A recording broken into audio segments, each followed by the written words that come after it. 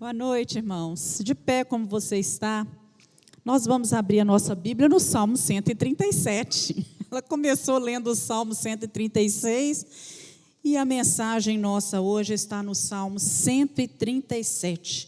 Gostaria de pedir a você que abrisse a sua Bíblia e acompanhasse a leitura.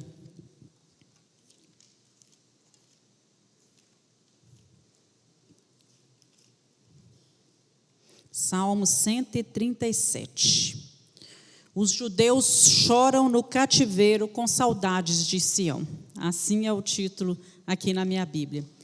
Junto aos rios da Babilônia, nos assentávamos e chorávamos, lembrando-nos de Sião.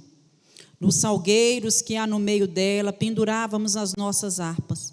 Porquanto aqueles que nos levaram cativo nos pediam uma canção. E os que nos destruíram, que os alegrássemos, dizendo: cantai-nos um dos cânticos de Sião. Mas como cantaremos o cântico do Senhor em uma terra estranha? Se eu me esquecer de ti, ó Jerusalém, esqueça-se a minha destra da sua destreza. Apegue-se minha língua ao paladar, se me não lembrar de ti, se não proferir Jerusalém a minha maior alegria. Lembra-te, Senhor, dos filhos de Edom nos dias de Jerusalém, porque diziam: arrasai-a, arrasai até os seus alicerces. Ah, filha de Babilônia, que vai ser assolada. Feliz daqueles que te retribuí, consoante nos fizeste a nós. Feliz daquele que pegar em teus filhos e der com eles nas pedras. Vamos orar, irmãos? Feche seus olhos. Peça ao Senhor para falar com você nessa noite. O título da nossa mensagem é Não Desista de Cantar. Deus falou profundamente comigo nesse texto e eu quero convidar você nessa noite a não desistir de cantar e entoar um cântico de louvor e adoração ao Senhor. Deus, nós estamos aqui nessa noite para juntos refletirmos na Tua palavra. Senhor, trazer aquilo que está escrito aqui para a nossa vida, na prática. Pedimos, Pai, que o Senhor coloque sempre cântico de louvor nos nossos lábios e que nunca falte em nós o entendimento das coisas espirituais. Abra nossa mente, o nosso coração, em nome de Jesus. Amém. Esse salmo, ele reflete um tempo, ele conta a história de uma época em que Jerusalém havia sido invadida, saqueada, e os muros da cidade estavam totalmente derrubados, o templo tinha sido destruído por Nabucodonosor e o povo tinha sido levado para o cativeiro no ano 586 a.C. Os moços, a história conta que os jovens, eles foram passados ao fio de espada, que as crianças, elas eram apedrejadas, soterradas com as pedras, que as jovens, as moças, eram violentadas. E aqueles, no tempo em que Jerusalém estava sendo atacada, saqueada, aqueles que tentavam fugir da cidade, quando eles chegavam nos lugares mais afastados, os edomitas, o povo de Edom, que era um povo irmão, descendentes de Esaú, os edomitas estavam ali nas espreitas, nas estradas, esperando o povo sair da cidade para acabar de destruir o povo. Na verdade, reis idólatras, reis maus, haviam se levantado durante todo o reinado, e esses reis levaram o povo a pecar contra Deus. Então, o que acontecia hoje com o povo de Judá era fruto de não ouvir a voz de Deus, de não ouvir aquilo que os profetas falaram com o decorrer dos anos e se corromper tanto moralmente como espiritualmente. Isso os levou para o cativeiro na Babilônia. Então, eles estavam agora em uma terra estranha, sem seus bens, perderam suas casas, perderam a família, perderam o conforto da sua casa. E nesse contexto, os babilônicos chegavam para eles e pediam que eles cantassem um cântico, um daqueles cânticos que eles cantavam lá em Jerusalém, que é Sião. Jerusalém também é chamada de Sião. E o povo em represália, eles penduram as suas harpas, os seus instrumentos musicais nos salgueiros, que eram árvores típicas ali da região, e não cantam, e ainda questionavam como nós poderemos cantar um dos cânticos que cantávamos em Jerusalém em meio a tanta tristeza e a tanta dor. E muitas vezes, irmãos, nós também somos assaltados por tristezas, a nossa vida fica um pouco estranha, a gente não sabe o que está acontecendo, a gente vai se fechando, vamos ficando amargos com as situações e vamos deixando que as situações determinem as nossas emoções. Paramos muitas vezes de cantar, de sorrir, perdemos a alegria, até mesmo a vontade de viver. É fácil cantar em Jerusalém, é fácil cantar em Sião, quando nós estamos no meio dos nossos entes queridos, dos nossos conhecidos, quando nós estamos, tudo vai bem na nossa vida, quando nós temos as nossas casas, né, totalmente seguras, e nos sentimos protegidos como o povo se sentia na cidade de Jerusalém. O Salmo 125 mesmo fala que em volta da cidade de Jerusalém estavam os montes, e que a cidade de Jerusalém era uma cidade protegida. É fácil cantar na igreja, quando nós estamos aqui todos juntos, né, entoar um cântico de louvor, quando nós nos entusiasmamos com louvor, mas nós, como servos de Deus, somos chamados a entoar cânticos de adoração ao nosso Deus, no momento da nossa dor, do nosso luto, do nosso prejuízo, no momento da nossa enfermidade, das nossas crises, quando nos sentimos até mesmo injustiçados e caluniados. Então, não podemos deixar que a crise nos endureça e nos seque, porque é isso que ela muitas vezes faz conosco, ela seca o nosso interior. A nossa espiritualidade, ela não pode se limitar simplesmente aos momentos de abundância, de alegria, de fartura, aos momentos em que nós estamos no templo, em que nós estamos bem, tudo vai bem ao nosso redor.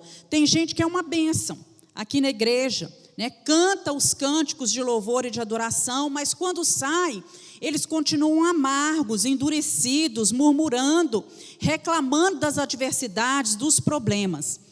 E a palavra de Deus nos dá muitos exemplos de homem que nos momentos de dores, por exemplo, Jó passou pela perda financeira, Jó passou pelo luto, perdeu todos os seus filhos, Jó passou pela incompreensão conjugal, Jó passa pelas enfermidades, mas mesmo assim, a gente ainda vê Jó falando assim, o Senhor me deu, o Senhor tomou, bendito seja o nome do Senhor. Né? Paulo e Silas, mesmo acorrentados numa prisão, eles cantavam, eles entoavam louvores ao Senhor nas noites escuras. Nós cantamos isso, né? Na meia-noite, quer dizer, no momento em que a noite estiver mais escura, eu cantarei uma canção, mas muitas vezes cantamos e não vivemos isso. A postura de Jó, de Paulo, de Silas e de outros servos de Deus, ela vem contrastar muito com a desse povo que estava ali no cativeiro.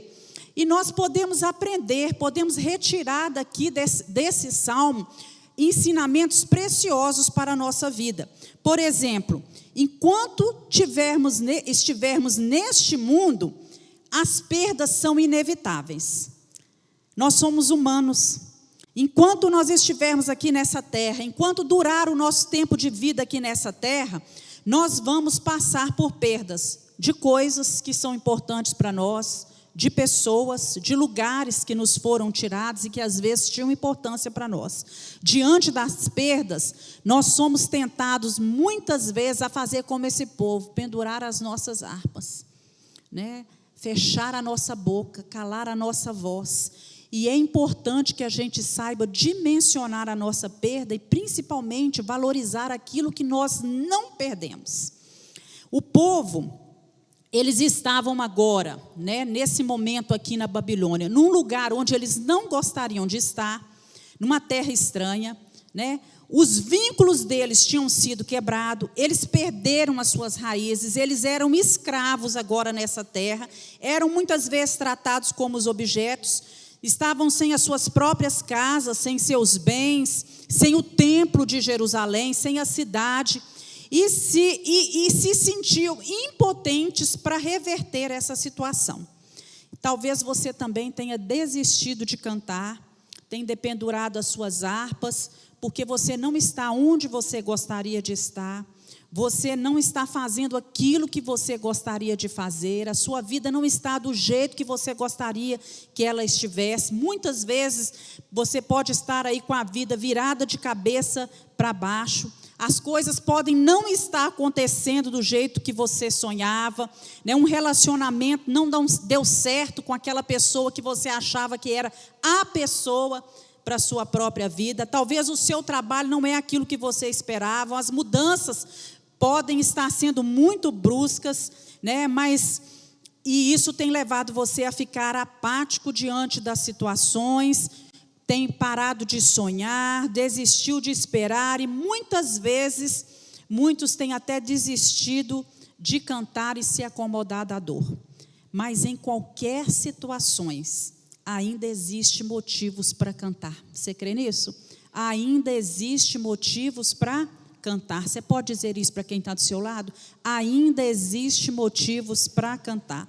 Nem tudo está perdido, como não estava para aquele povo ali. O versículo 1 nos diz assim, que eles estavam assentados, né, junto aos rios da Babilônia. Eles estavam assentados ali diante do rio Tigre e do rio Eufrates. Eles não estavam no deserto, eles não estavam atrás das grades, eles não estavam sem alimento, eles estavam num lugar fértil, né? Eles estavam ali com sombras, era um lugar que tinha muitas árvores. Então a situação não era tão ruim assim. Era difícil? Sim, era. Mas a vida estava dura? Estava, né? Mas eles ainda, né, podiam ter olhado para as circunstâncias. Olha, graças a Deus viemos para essa terra, mas Deus nos colocou diante dos rios, a nossa terra é fértil, ainda temos força para trabalhar. E eles não conseguiam ver a bondade, entender os propósitos de Deus, né, nos momentos da disciplina, porque foi Deus que os levou para ali. Então, nas crises, é necessário a gente olhar para o alto, a gente olhar para o Senhor, né, analisar a situação e procurar ver aquilo que ainda há de melhor, de bom.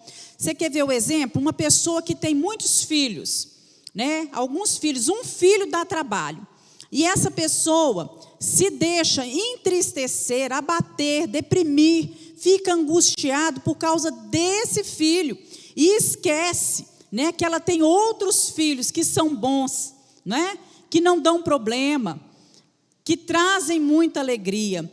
Uma pessoa que vive uma dificuldade financeira, mas aí esquece que ela pode estar passando por um problema financeiro, mas que ela tem saúde, que ela tem força, que ela tem vida ainda para trabalhar.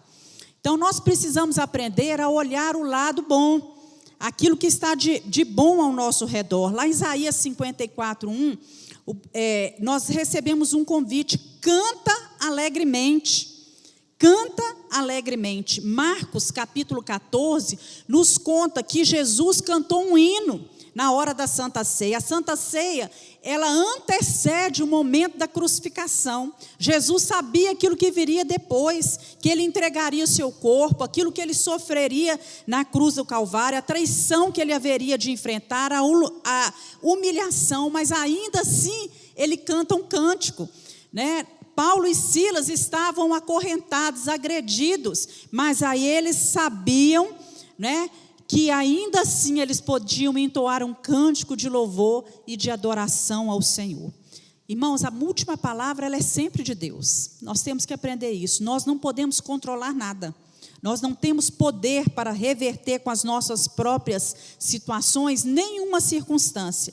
E nós não podemos deixar que as dificuldades dessa vida façam com que a gente perca a doçura, porque é Deus quem está dirigindo tudo. Então nós precisamos tirar as nossas harpas, né, dos salgueiros e entoar um cântico de adoração e de louvor ao Senhor. Outro ensinamento que nós vemos aqui nesse salmo é que viver olhando para trás tira a nossa perspectiva do futuro. Porque as lembranças amargas que a gente traz das horas difíceis, daqueles momentos mais difíceis que nós vivemos, eles nos tiram ânimo. E muitas vezes eles nos levam a acessar o nosso canto. Então esses israelitas, esse povo, eles não fizeram como Daniel.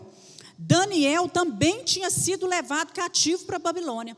Só que quando Daniel chega lá, ele deixa as marcas de Deus naquela terra de povo idólatra. Ele resolveu, ele determinou ser uma bênção e não deixar aquele tempo de cativeiro azedar a sua alma.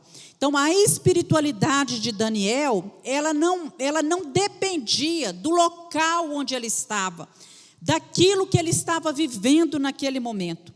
Não se limitava a Jerusalém, não se limitava a uma igreja, não se limitava ao templo, né? Ele não vivia naquele saudosismo.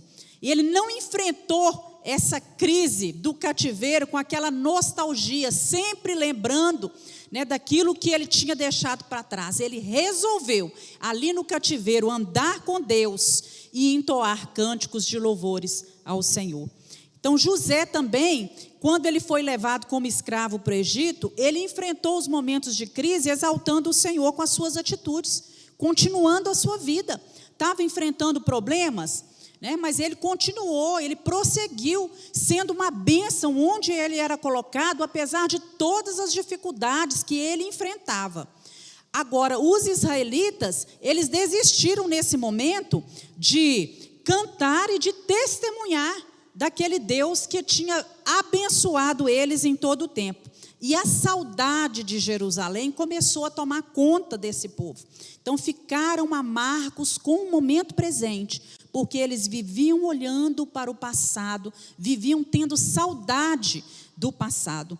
Eles viviam em função, né, como muitos hoje vivem, né, em função daquilo que foi, daquilo que era, daquilo que passou, daquilo que aconteceu, mas que deixou de ser. Eles viviam na saudade. Então tem gente que só vive no passado, né? A lembrança que eles têm é nostálgica do ontem, faz essas pessoas perderem o entusiasmo de viver o hoje, o presente. Nada mais vale a pena, nada mais desafia. Entra-se naquela neurose de lembrança, né, das pessoas, das circunstâncias, das coisas que já não voltam mais. Porque o tempo que nós vivemos ontem, ele não volta hoje e ele não voltará nunca mais. Aí começa, né, aquelas frases que a gente conhece. Quando meus filhos eram pequenos.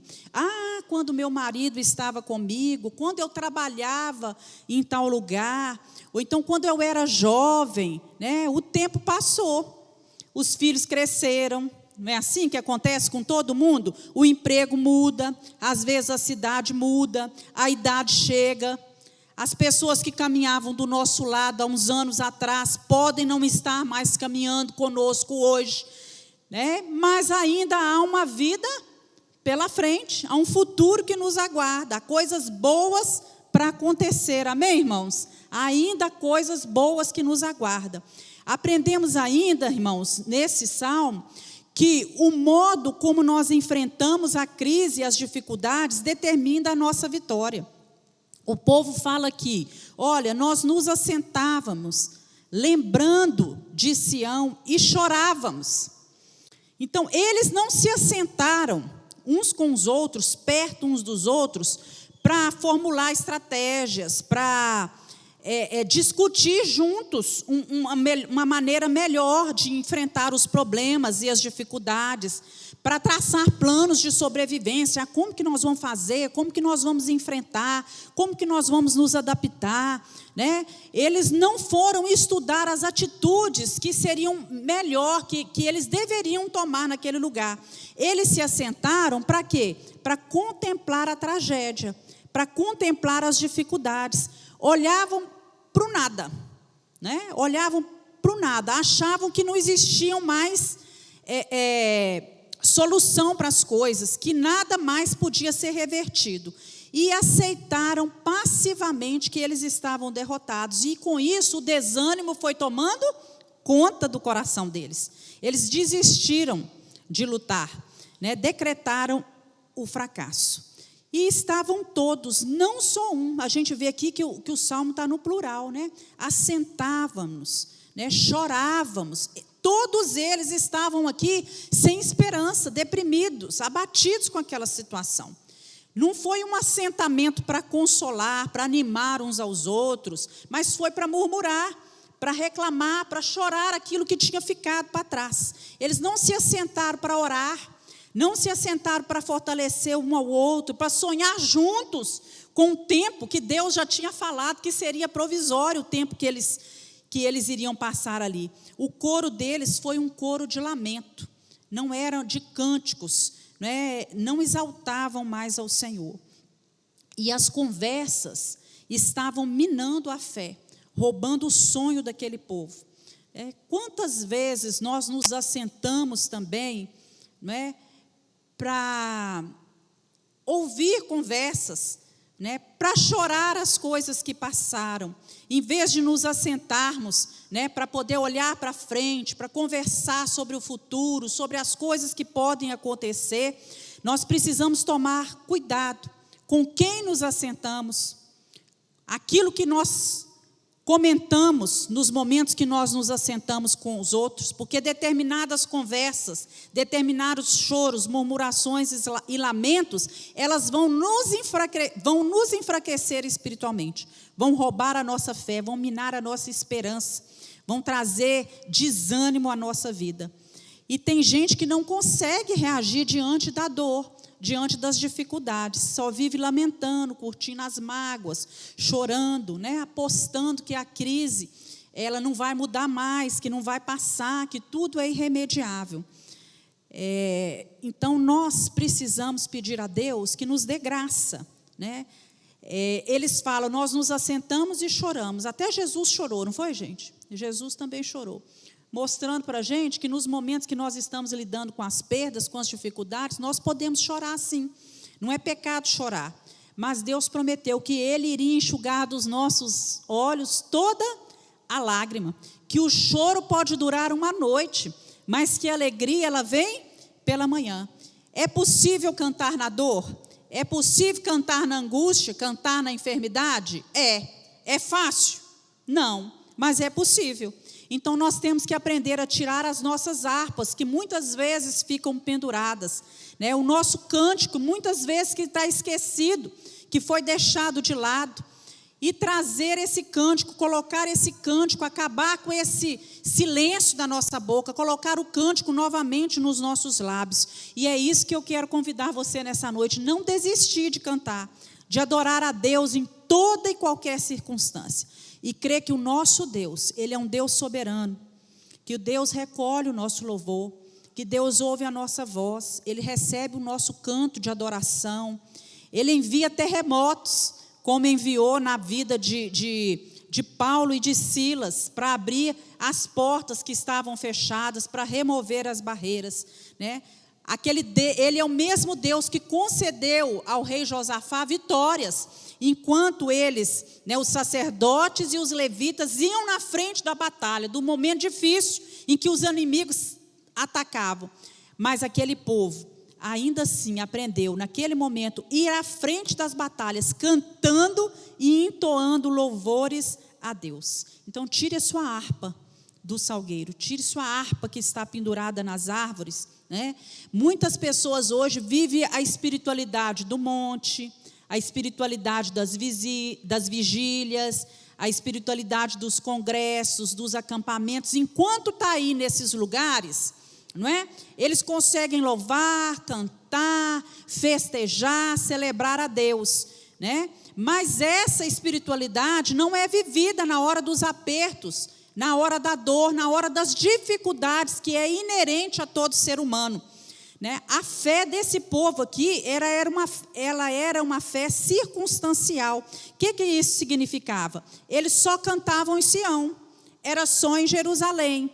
Deixar de cantar na crise é negar a fé. Eles estavam negando aquilo que eles acreditavam.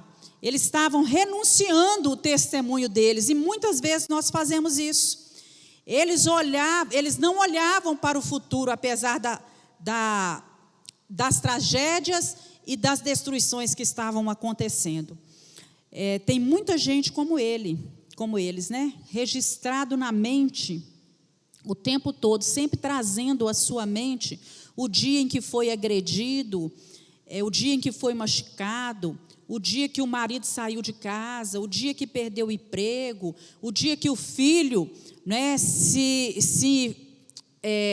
entrou nas drogas, em dia que o filho decepcionou, o filho angustiou, e com isso vão se tornando pessoas duras, pessoas amargas, não conseguem liberar perdão e viver em meio às dificuldades, né, uma vida de adoração ao Senhor. O cântico nos lábios está totalmente silenciado. O povo chegou ao ponto, quando a gente lê aqui no versículo, nos 2 versículos finais, de desejar o mal, em transferir o ódio que eles estavam sentindo por aquela geração que tinha sido responsável por levar, né, cada um deles ali para o cativeiro. Eles transferiram isso para a geração futura, para os filhos daquelas pessoas que culpa alguma tinha daquilo, né? E eles falavam, né, eles terminam aqui dizendo, né, feliz daqueles que pegarem teus filhos e né, quer dizer, jogar pedras sobre os seus filhos. Então eles transferiam isso, até mesmo para quem eles não deveriam em momento algum transferir. Na verdade, a fé deles era uma fé institucionalizada. O que quer dizer isso? Tudo estava relacionado com Jerusalém. Tudo estava relacionado, né, com o templo. A alegria deles não era Deus, mas era Jerusalém. A saudade deles não era de Deus, mas era de Jerusalém, era do templo. A confiança estava no templo, a confiança estava no culto, a confiança estava nas cerimônias que eram realizadas, em vez da confiança deles estar em Deus. E tem muita gente hoje amarga, que morre pela igreja, que dá vida pela igreja, mas não vive para o Senhor, defende até a morte a sua religião, mas não tem uma vida de intimidade com Deus.